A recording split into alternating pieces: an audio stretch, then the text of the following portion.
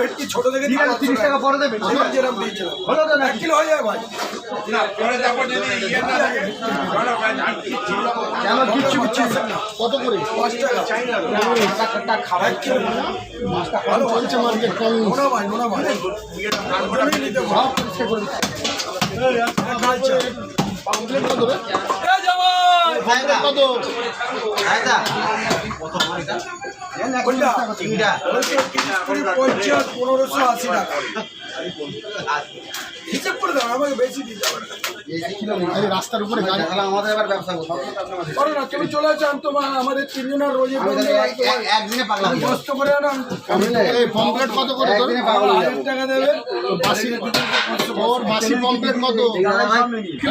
কত বলে তুমি 1580 140